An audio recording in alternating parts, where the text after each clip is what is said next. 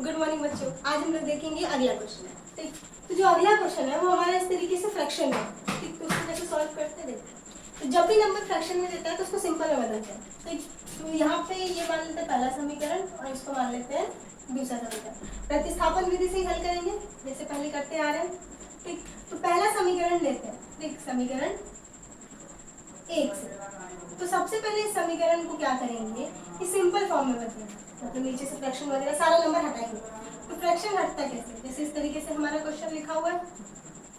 एक बराबर में -2 है, तो इन दोनों को आपस में मल्टीप्लाई करेंगे। एक तो कितना है 6, इसका इधर मल्टीप्लाई करेंगे तो 3 × 3 9x, इसका इधर। अब यहाँ जो भी निशान हो, माइनस है तो माइनस उतर जाएगा, प्लस होता तो प्लस उतर जाता। अब 2 का इधर मल्टीप्लाई होगा तो कितना आ जाएगा 10। मतलब सिंपल से क्रॉस में मल्टीप्लाई करते हैं।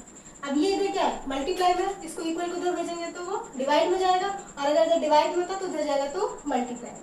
तो यहाँ डिवाइड में, उधर जाएगा तो मल्टीप्लाई में हो जाएगा। तो यहाँ पे क्या हो जाएगा -2 × 6 कितना आ जाएगा 9x - 10y बराबर में -12।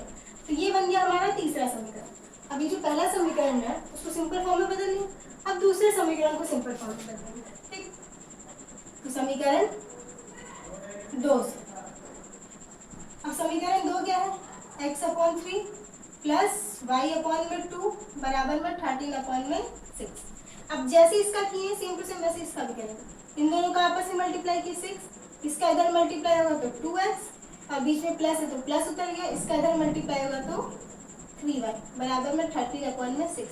अब इधर डिवाइड में उधर जाएगा तो मल्टीप्लाई में हो जाएगा, तो 13/6 इंटू में 6 से 6 कट गया तो क्या आ जाएगा 2x + 3y बराबर में 30। ये आया चौथा समीकरण। तो आगे जो भी क्वेश्चन हम लोग सॉल्व करेंगे वो तीसरे और चौथे समीकरण को लेके पहला दूसरा भूल जाएंगे। ठीक, सॉल्व करते हैं।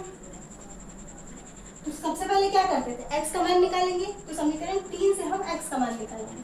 ठीक, क्या हो जाएगा समीकरण 3 से, समीकरण 3 क्या है 9x - 10y बराबर में -12। तो यहाँ से x का मान निकालेंगे। तो ये इधर माइनस में उधर जाएगा तो प्लस हो जाएगा। 9x बराबर -12 प्लस 10y। 9 इधर मल्टीप्लाई में है, उधर जाएगा तो डिवाइड में चला जाएगा, मतलब बटे में चला जाएगा, सॉरी 9 बटे में जाएगा। ठीक, ये हमारा x का आया। अब ये पूरा नंबर नहीं आया, तो अब ये जो x का मान है इसको किस में रखेंगे। मान लीजिए ये हमारा 5वां समीकरण है, ये जो x का मान है अब जिसमें से निकालेंगे उसमें नहीं रखेंगे। तो इससे निकाले थे तो इसमें रखेंगे, अगर 4 से निकाले होते तो 3 में रखेंगे। ठीक, तो x का मान समीकरण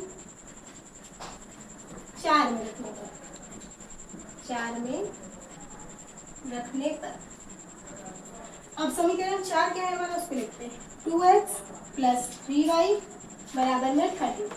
तो जहाँ x है x की जगह ये पूरा नंबर रख देंगे। ठीक, तो 2 ब्रैकेट में क्या हो जाएगा -12 + 10y अपॉन में 9, फिर यहाँ क्या हो जाता +3y बराबर में 30। अब 2 का एक बार इससे मल्टीप्लाई होगा, एक बार इससे मल्टीप्लाई।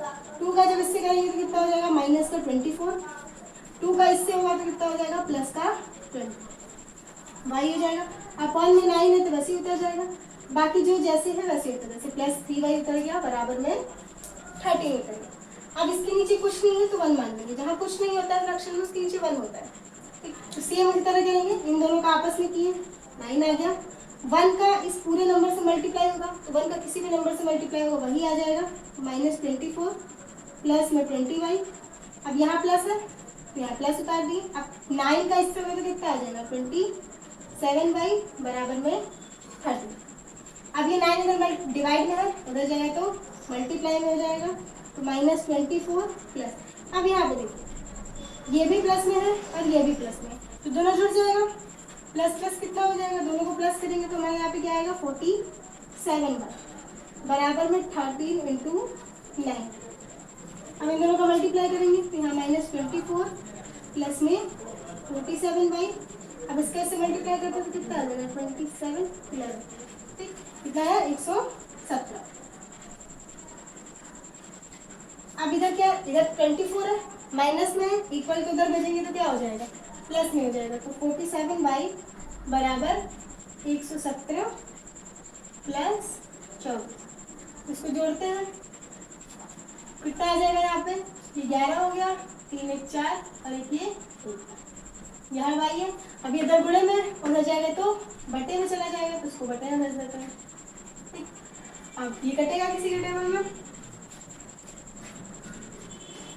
47 के टेबल में 3 बार में आ जाएगा। तो y बराबर कितना हो गया 3, ये y का मान आ गया। अब ये जो y का मान आया है इसको इस समीकरण में मतलब 5वें समीकरण में रखते हैं तो उससे हमें x का मान निकल जाएगा। तो y का मान समीकरण 5 में रखने पर, 5 में रखने पर समीकरण 5 को एक बार उतार लेते हैं। क्या दिया है, x बराबर -12 प्लस 10y अपॉन में 9, यहाँ वैल्यू रखते हैं। 10 की जगह y की जगह क्या रखाएगा 3, तो 3 यहाँ मल्टीप्लाई में आ गया, अपॉन में 9 को रख देंगे। तो यहाँ -12 इन दोनों का आपस में मल्टीप्लाई हो जाएगा 13 अपॉन में 9। अब आगे करते हैं। अब 30 में से 12 जाएगा तो कितना आ जाएगा, ये प्लस ये माइनस है और ये प्लस है, प्लस माइनस कितना होगा माइनस, ये कितना हो गया 18। अब बड़ी संख्या प्लस की थी तो ये प्लस में ही रहेगा। अब कौन बनाएगा, इसका ऐसे डिवाइड हो जाएगा, आंसर कितना आ जाएगा 2। y का मान x का मान कितना आ गया 2। तो इसके बाद वाले ब्रैकेट में लिख लेंगे कि जो हमारा आंसर होगा वो कितना है, x बराबर 2 और y बराबर 3। तो ये हमारा फाइनल आंसर होगा। ठीक, अब जो इसके बाद वाला क्वेश्चन जो न्यूमेरिकल वाला होगा, तो जो वर्ड प्रॉब्लम होगा वो अगले वीडियो में देखते हैं।